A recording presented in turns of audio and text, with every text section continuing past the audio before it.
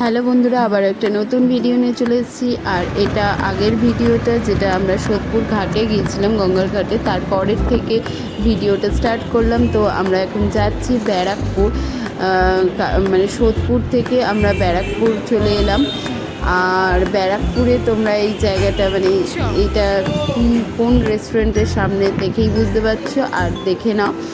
তো এটা আমাদের প্ল্যান ছিল অনেক দিন ধরেই, যে আমরা একটু মানে আমি তানিয়ার ওখানে যাব আর তারপরে এই জায়গাগুলো ঘুরবো। তো এখানে গিয়ে বেশ ভালোই লাগছিল। তো আমরা এক প্লেট বিরিয়ানি আর এক প্লেট মাটন কিমা মাটন ভুনা ওটা নিয়েছিলাম। বাট আমরা দুজনেই এমন মানে যেহেতু দুপুরে মাংস খাওয়া হয়েছে, তো আর সেটা মানে খুব একটা মানে খেতে পারছিলাম না। মানে ভাগ্যিস একটা প্লেট নেওয়া হয়েছে। আর তারপর আমরা একটু গরমও লাগছিল, শরীরটাও খুব খারাপ লাগছিল, ওই জন্য একটু লস্যি খেলাম। তো লস্যিটা ভালো করেছিল। আর দাদা বৌদি বিরিয়ানিটাও মোটা ভালো ছিল, বাট আমরা ঠিক যেহেতু আমাদের পেট ভর্তি ছিল, ওই জন্য আমরা ঠিক খেয়ে এনজয়টা করতে পারিনি। বাট মাটন ভুনাটা খুব সুন্দর ছিল। আর এবার আমরা অটো করে গিয়েছিলাম সোদপুর থেকে ব্যারাকপুর, কিন্তু ফেরার টাইমে আমরা ট্রেনে করে আসলাম, কারণ সোদপুরের স্টেশনের পাশে আমাদের একটু কেনাকাটার ছিল, তো যাওয়ার ছিল, ওই জন্য। দাদা বৌদি বিরিয়ানিটা তো খেতে পারলি না।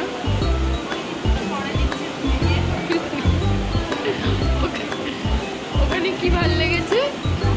মৌরি।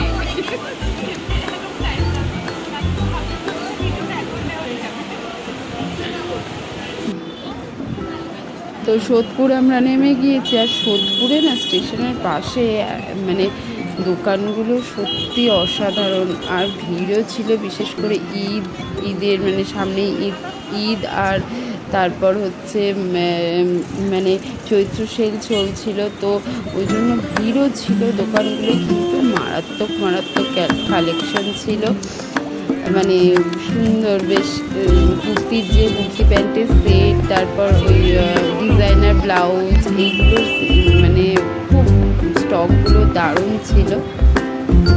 আমার তো দেখেই মন ভরে গেছে। না, আমি তো তানিয়াকে রীতিমতো বলছিলাম যে এবার বড়দিনের আগে আমরা এখান থেকে শপিং করতে আসবো।